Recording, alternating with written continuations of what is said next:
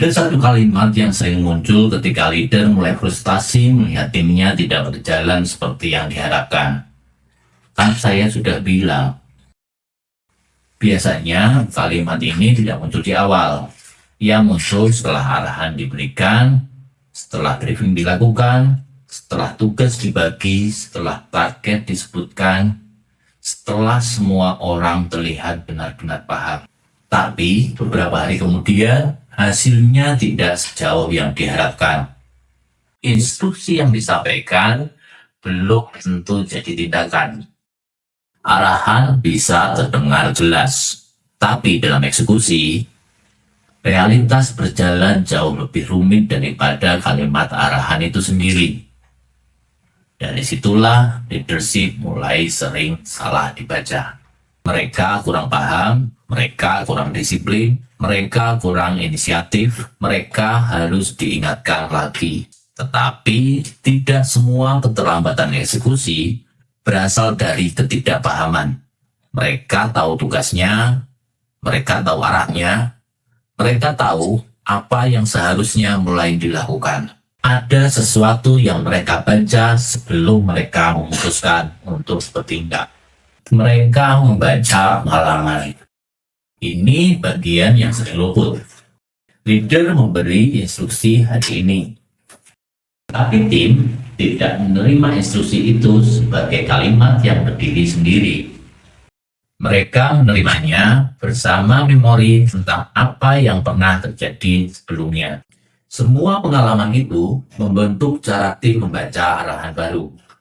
Instruksi mungkin baru, tetapi pengalaman yang digunakan untuk membacanya seringkali lama. Karena itu, apa yang terdengar jelas di ruang meeting seringkali belum cukup aman untuk dijalankan di lapangan. Pengalaman pertama, seseorang pernah melihat masalah. Ia mencoba mengambil keputusan kecil. Ia menjalankan sesuatu tanpa menunggu arahan lengkap. Ia berusaha menyelesaikan keadaan, tapi hasilnya tidak sempurna. Lalu yang muncul bukan percakapan belajar. Di permukaan, itu terlihat seperti koreksi biasa. Tetapi, bagi orang yang menerima, pesan yang tertanam bisa berbeda. Lain kali, saya jangan terlalu cepat bergerak.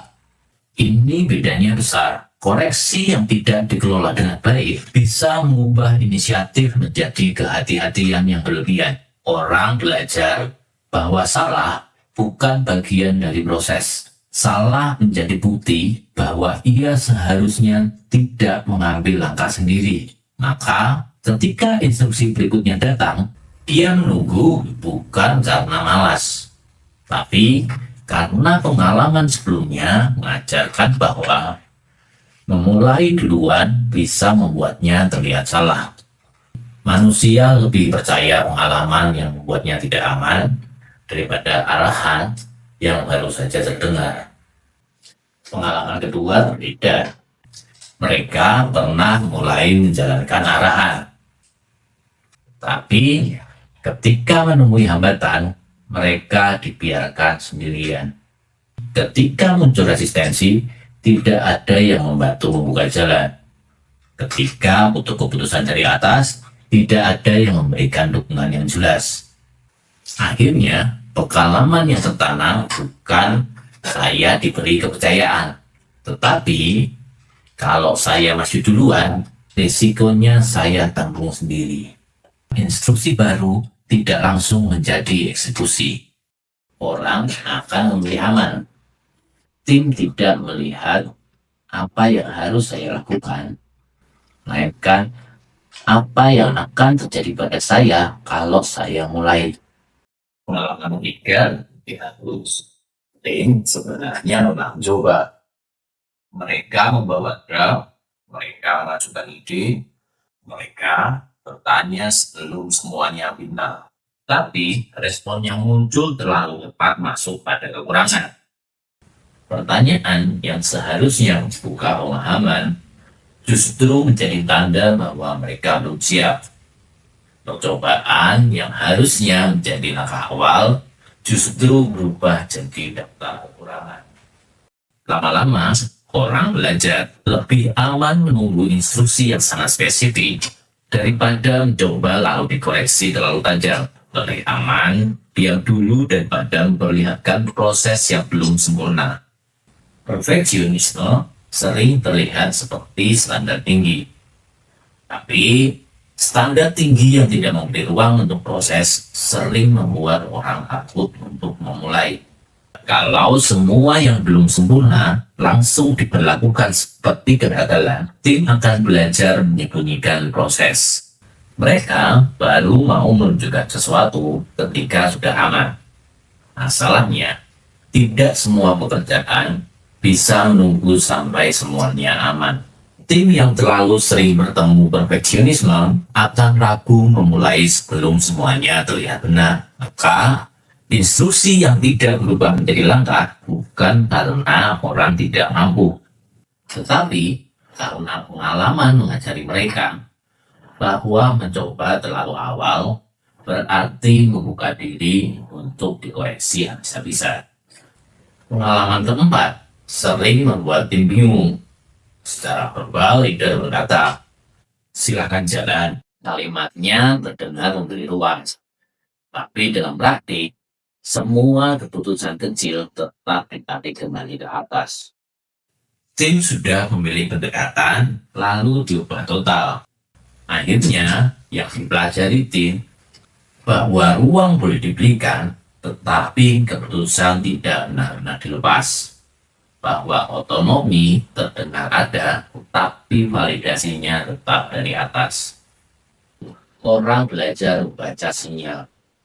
Mereka menunggu ekspresi leader, mereka menunggu persetujuan tambahan, menunggu arahan lebih rinci. Kalau setiap keputusan kembali lagi ke leader, maka menunggu leader adalah bersatu yang logis. Kalau ruang yang diberikan ternyata tidak benar-benar dilepas, maka silakan jalan belum tentu terasa seperti kepercayaan. Dari sisi leader, ia merasa sudah memberi ruang. Dari sisi tim, ruang itu belum terasa nyata.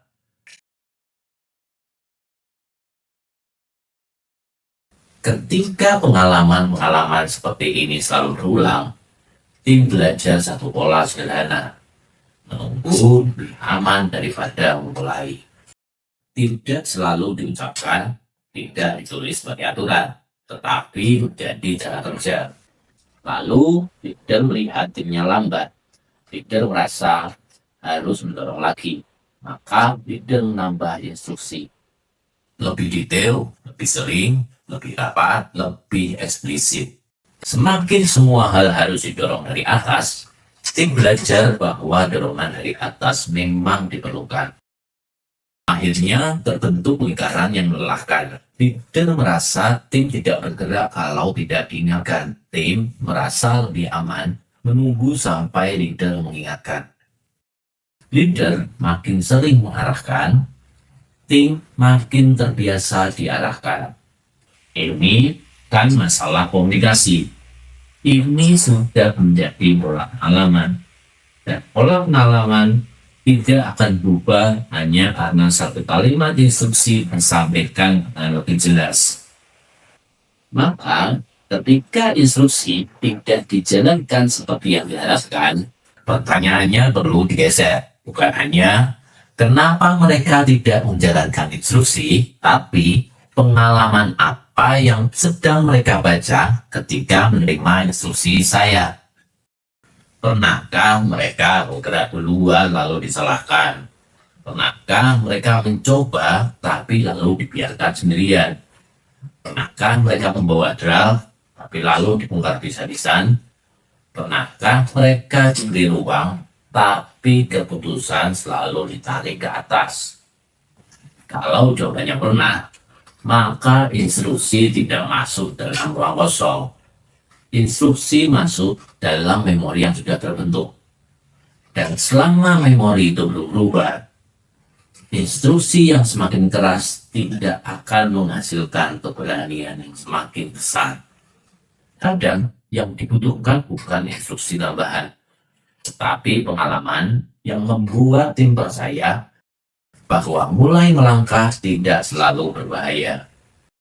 Leadership sering terlihat seperti kemampuan memberi arahan, dan memang arahan itu penting. Tim perlu tahu tujuan, tim perlu tahu batas, tim perlu tahu prioritas, tim perlu tahu apa yang harus dikerjakan.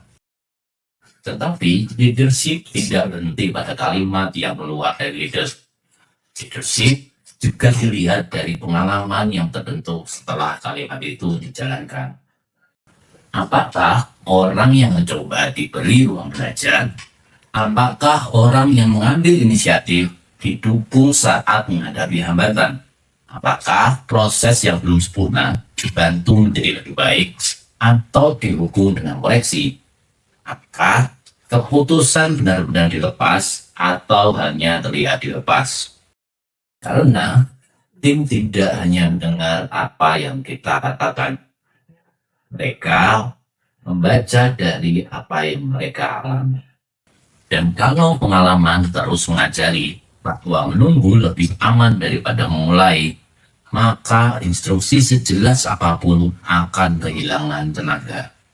Pertanyaan penting bagi leader bukan mengapa tim saya harus selalu diingatkan, tetapi pengalaman seperti apa yang membuat mereka merasa selalu harus menunggu.